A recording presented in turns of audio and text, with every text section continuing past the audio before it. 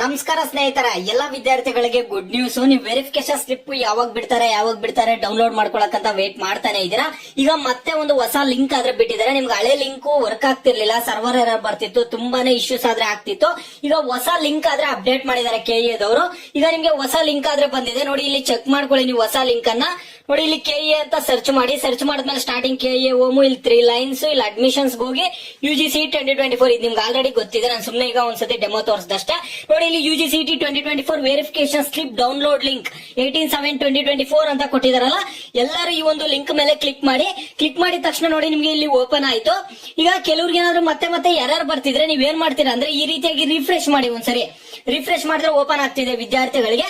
ಎಲ್ಲರೂ ರಿಫ್ರೆಶ್ ಮಾಡಿ. ನಿಮ್ಗೆ ಏನಾದ್ರು ಎರರ್ ಏನಾದ್ರು ಬಂದ್ರೆ ನೋಡಿ, ಈಗ ಇಲ್ಲ ಓಪನ್ ಆದ್ರೆ ಆಗಿದೆ. ಇಲ್ಲಿ ನೀವು ಕರೆಕ್ಟ್ ಆಗಿ ನಿಮ್ಮ ಒಂದು ಅಪ್ಲಿಕೇಶನ್ ನಂಬರ್ ಅನ್ನ ಮತ್ತೆ ನಿಮ್ಮ ಒಂದು ಅರ್ಜಿದಾರರ ಹೆಸರು, ಇಲ್ಲಿ ಡೇಟ್ ಆಫ್ ಬರ್ತ್ ಇದೇ ಫಾರ್ಮೆಟ್ ಅಲ್ಲಿ ಹಾಕ್ಬೇಕಾಗುತ್ತೆ. ಓಕೆನಾ? ಇಲ್ಲಿ ಡೇಟ್ ಆಫ್ ಬರ್ತ್ ಈಗ ಫಾರ್ ಎಕ್ಸಾಂಪಲ್ ನೀವು 1ನೇ ತಾರೀಕು ಏನಾದ್ರು ಹುಟ್ಟಿದ್ರೆ ಅಂದ್ರೆ ಬರೀ 1 ಅಂತ ಹಾಕ್ಬಾರ್ದು, 01 ಅಂತ ಹಾಕ್ಬೇಕು. ಇಲ್ಲಿ ಮಂತು ಅಷ್ಟೇ. ಈಗ 4ನೇ ತಿಂಗಳು ಅಂದ್ರೆ 04 ಅಂತ ಹಾಕ್ಬೇಕು.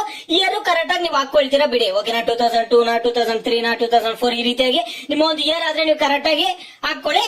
ನೋಡಿ, ಇಲ್ಲಿ ಕ್ಯಾಪ್ಚಾ ಎಂಟರ್ ಮಾಡ್ಬೇಕಾಗುತ್ತೆ. ಇಲ್ಲಿ ನಿಮ್ಗೆ ಏನ್ ಕ್ಯಾಪ್ಚಾ ಇದೆ ಆ ಒಂದು ಕ್ಯಾಪ್ಚನ್ ಎಂಟರ್ ಮಾಡ್ಬಿಟ್ಟು ಡೌನ್ಲೋಡ್ ವೆರಿಫಿಕೇಶನ್ ಸ್ಲಿಪ್ ಅಂತ ಕೊಡಿ.